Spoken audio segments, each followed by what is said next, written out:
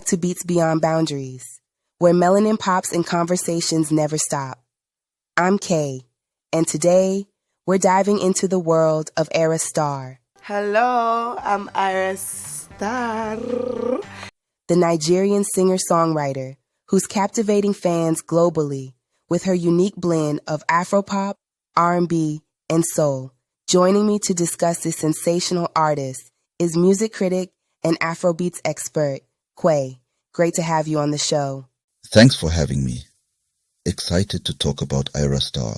She's truly a force in the making. Absolutely. Honestly, I just love her music. Ayra burst onto the scene with her self-titled EP in 2021 and her single Away hit with such force.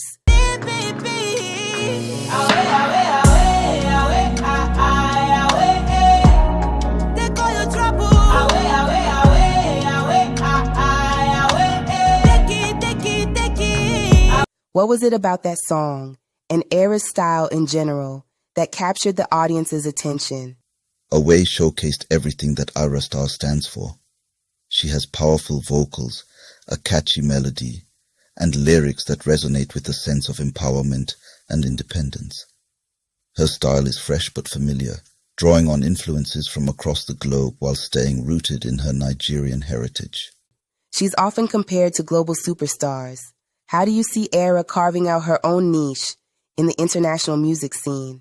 In my opinion, Ayra has a magnetic presence, both in her music and her visuals. She shows confidence and authenticity, which is essential for longevity in this industry. Bro is like the songwriter I work with on Rush. I work with my brother too, and it's like, how's Barbados? What's happening? I'm like, yeah, like Barbados is good. Yeah.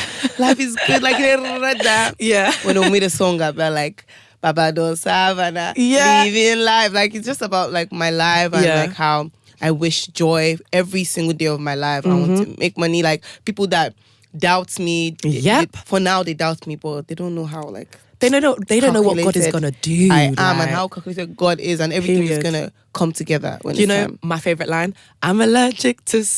However, Ayra brings a distinct Nigerian flair that enriches her music, a blend of Yoruba and English lyrics combined with global pop sounds.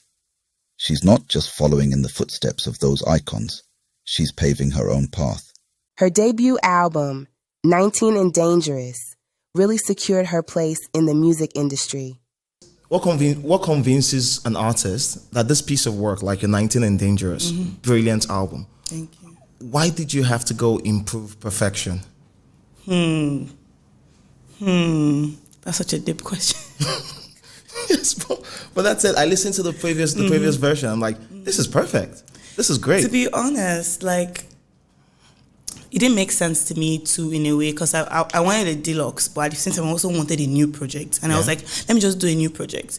But I thank God for my team, because we can't do this alone at the end of the day. Sure. So I spoke to like my team, and they just explained to me like, 19 and Dangerous is a classic album. Yeah.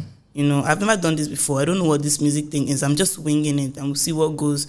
But like, 19 and Dangerous is a classic album and it has already done what it needs to do. Yeah. But at the same time, it should just be an amazing thing to just wrap it up and just like, people that notice, that know Bloody Samaritan don't know 19 and Dangerous. Yeah. They literally don't even know I have an album. People are like shocked, like, oh, she has an album. I have so many new fans this year because I've toured like around everywhere, and people don't know the album. They just know the popular songs. Sure. And I have all the songs that I had written way even before 19 and Dangerous. Skinny Girl, Ashe, all the songs I wrote them when I was like 16. Do you understand? And it's like, okay, I wanted them in 19 and Dangerous, but they couldn't make it.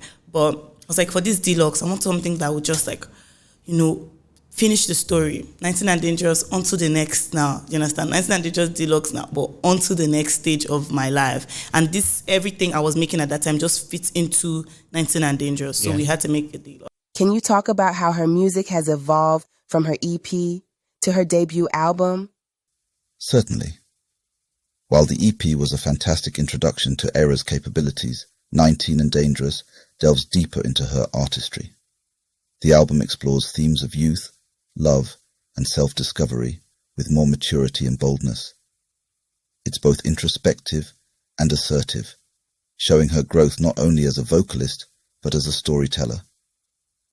Ayra Starr has also been vocal about issues like feminism and mental health. So I had imposter syndrome around a certain time in my life that I feel like it was so needed for character development, but now I don't, and I'm not sure I ever will again, because I know who I am and I know my worth, and I'm Ayra Starr.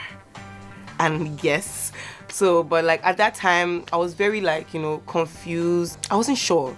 I just blew up. My music blew up. I wasn't sure if like, do I really deserve this? Like, it was just a lot. I kept overthinking a lot, but I had to teach myself that I belong here. I belong to be where I am. No matter where I'm coming from, I do belong to be here at this moment. So everybody that's watching this that struggles with imposter syndrome, you deserve to be here. Okay? Don't try to be humble about it. No. Don't try to be humble about it. You deserve to be here. You deserve to be happy. You deserve amazing things. How important is this aspect of her persona in connecting with her audience? It's incredibly important. Ayra represents a new generation of artists who are not afraid to speak their minds on societal issues. Her advocacy for feminism and mental health resonates with her audience, particularly young women and girls who see her as a role model. This authenticity creates a deeper connection with her fans, making her music not just enjoyable, but also empowering. Literally making music for the world. True. As much as I'm making for myself, I'm trying to heal the world with my music. So. True. But how does it feel having to leave your professional life for the world? How does it feel? You're under the microscope. Everything you do is amplified beyond your circle. How's that feeling? To be honest, I try not to think too deep into it, because like, it's God that brought me here at the end of the day. God brought me here so far. He has a vision for me and he wants me to, like, I won't be doing this if God didn't want me to be doing this. True. Literally. So I'm just like doing his work, to be honest. So I don't think too deep about it. I just focus on the bag, focus on the prize, focus on what I'm trying to do with my music. Yeah. So yeah. But what changes in terms of, like now you have you're actively not focusing on it. Literally. Yeah, because it's an active process. You're actively not focusing on it. When did it get to you? When was the first time you said, okay, I'm just going to focus on this? Because I feel like for new artists who are just coming into mainstream consciousness, for so long you have been by yourself. You've been doing things in your corner. Yeah, and it's just for you. And yes. And now the world is in on it. When did you start not focusing on it? To be honest, I just always had like mixed ways of feeling about it. Sometimes I'm like not focusing, and sometimes I'm like focused. I feel like everything I've done in my life has prepared me for this like period right now. You understand? Like people's opinions, like I've been in very mixed like environments growing up. I grew up in Cotonou, I grew up in Lagos, I grew up in Abuja. So yeah, so I grew up in mixed environments. Like I went to a very religious school, even though I was not from a religious family. Like, what school was that? Deeper Life was a Deeper Life school. I went to a Deeper Life school, and my mom was spiritual, but we're not like that. Yeah, it was they're not like spirit cocoa. Yeah, you know, so it's not. It was a shock, but I learned how to live with it. So a lot of things I feel like have prepared me so much for being like under the eye of like everybody now. I know how to, So yeah, I feel like a lot of things in my life have definitely prepared me for now. So beautiful. But being in the Deeper Life school, they used to beat me. What did you stand out so much? Too much. I stood out too much. Too much, because I grew up like in a household where we're allowed to speak our truth and just like ask questions. Yeah. Like if we didn't understand, I would ask my auntie. My auntie would explain it to me like a normal person. Like she won't, so she would explain it to me. There'll be no condescension. Yeah, she'll say why I should do this and why, like integrity. Looking forward, what do you think the future holds for Ayra Starr? The sky's the limit for Ayra. She has the talent, the drive. She is beautiful, and the right team around her. As she continues to evolve and take on new challenges, I believe we'll see her not just dominate Afrobeats, but maybe even become a staple in this industry. Her ability to innovate and resonate with a diverse audience will be key to her sustained success. That's a future we're all excited to see unfold. You speak so highly of her. Are you picking favorites? Just because you're from the same continent. Because I may have to rethink having you back on the air, Mr. Sir. We don't do favoritism. Oh, who doesn't show favoritism? I just love my African melanated women. You can't blame me or ban me for that. I don't want no wahala. Plus, African music will always be at the top for me. I mean, come on. Okay.